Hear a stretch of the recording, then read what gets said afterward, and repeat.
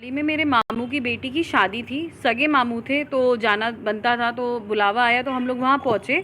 तो जब वहाँ पहुँचते तो वहाँ पे जितने भी लोग थे उनका ये कहना था कि पहले मैं भाजपा से तौबा करूँ, उसके बाद ही वो शादी में शामिल होने देंगे।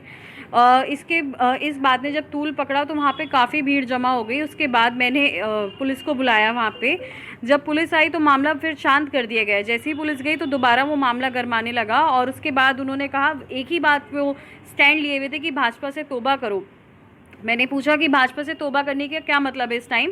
तो उन्होंने कहा कि भाजपा एक नॉन मुस्लिम पार्टी है, आज तक किसी बरेलवी मुसलमान ने उसका समर्थन नहीं करा है और तुमने समर्थन और प्रचार दोनों करा है जो गैर मुसलमानी काम है, तो तुमको इससे तौबा करनी पड़ेगी। इसी बीच में चलते हुए काफ़ी धक्का मुक्की भी हुई जिसमें छोटी मोटी चोटें भी आई। इसी मामले को लेकर मैंने FIR कल दर्ज कराई है। कौन लोग थे जो इस तरह का प्रेशर तुम्हारे पर बना? मेरे अपने ही रिश्तेदार हैं, मेरे मामू, उनका बेटा, और उनका ये कहना है कि तस्लीम मियाँ और तस्लीम मियाँ का दामाद जो अरसलान है, शिरान है, और उनके जो साले हैं जरताब और बुरान जो सज्जादा नशीन है पीलीभीत में, उन सब का प्रेशर है उनके ऊपर जो उनको ये कहने के लिए मजबूर कर रहे हैं। वो कह रहे हैं कि अगर तुम ऐसा नहीं करोगे तुम भी मेरी लाइन में आ जाओगे और काफिरों में शामिल हो जाओगे।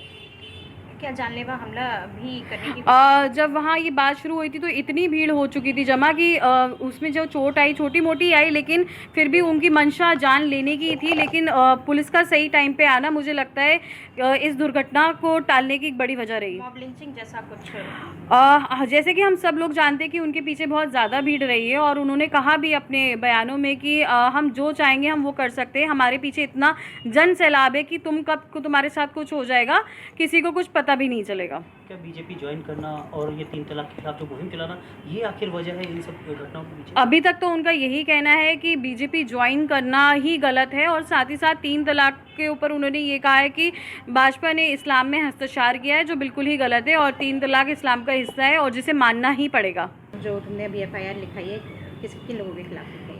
मामला अभी मेरे घर में शादी थी मेरे मामू की बेटी की, तो शादी में मैं शामिल होने के लिए जाती हूँ। जैसी शादी में जाती हूँ तो वहाँ मेरे मामू का बेटा कहता है कि बिना तौबा करे वो शादी में शामिल नहीं होने देगा। लेकिन इन सब चीज़ों के बीच में वहाँ के जितने लोग थे काफ़ी भीड़ जमा हो गए। उन लोगों ने यही कहा कि अगर शादी में बैठना है तो आपको भाजपा से तौबा करनी पड़ेगी, भाजपा से तौबा करनी पड़ेगी। इन सब का माहौल देखते हुए मैंने पुलिस को बुलाया। पुलिस को बुलाने के बाद ये मामला थोड़ा शांत हो गया, लेकिन जब पुलिस चली गई तो उसके बाद फिर से ये मामला गरमाने लगा। उनका साफ तौर से कहना था कि भाजपा एक नॉन मुस्लिम पार्टी है, आज तक किसी बरेलवी मुसलमान ने उसका समर्थन और प्रचार नहीं किया है, आपने दोनों किया है, तो आपको भाजपा तौबा करनी पड़ेगी और तौबा आपके ऊपर वाजिब है। अगर जो लोग इसमें शामिल होते हैं आपके साथ वो सब भी गुनहगार होंगे अगर आपने तौबा नहीं करी तो। क्या चाहते थे वो लोग? कौन है ये लोग? मेरी शादी जैसे सभी को पता है कि दरगाह आला हज़रत में हुई थी नबीर आला हज़रत शिरान रज़ा के खान के साथ। जब से उनके साथ शादी हुई किसी ना किसी विवाद में वो मुझे फंसा देते हैं। मैं कुछ भी करती हूँ तो उनको बुरा लगता है, और इससे पहले मेरी 3 तलाक को लेकर काफ़ी लंबी लड़ाई रही। उसके बाद भी उन्होंने कई बार मेरे पर फतवे लगाए, मुझे जान से मारने की कोशिश करी, कोर्ट में तेज़ाब फेंकने की धमकी दी। इस तरीके के मामले होते रहे इन 6-7 सालों में, और आज फिर से उन्होंने एक नया मोड़ दे दिया कि भाजपा से तौबा करो, इस तरीके की बातें करने लगे और बोलते कि अगर तुम ऐसा नहीं करती हो और किसी और फंक्शन में शामिल होगी तो हम तुम्हें जिंदा जाने नहीं देंगे। क्या लिंचिंग जैसा कुछ करने का इरादा था? जैसे कि पहले भी देखा जाए उन्होंने लिंचिंग की कई बार कोशिश की है, लेकिन इस बार भी उनका वही इरादा था। क्योंकि मेरा गनर था वो मैरिज लॉन के बाहर खड़ा था और बाकी मैं अंदर थी, तो उन्होंने फिर से वही लिंचिंग जैसी कहते हैं कि सिचुएशन क्रिएट कर दी थी। अगर पुलिस उस टाइम नहीं आती तो मुझे लगता है वो घटना को अंजाम दे चुके होते।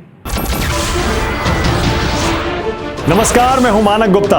अगर आपको हमारा ये वीडियो पसंद आया हो तो इसे लाइक और शेयर जरूर करें, और हाँ, हमें सब्सक्राइब और फॉलो करना ना भूलें ताकि आप देश और दुनिया की कोई खबर मिस ना करें। तो जुड़े रहिए हमारे साथ और देखते रहिए News 24।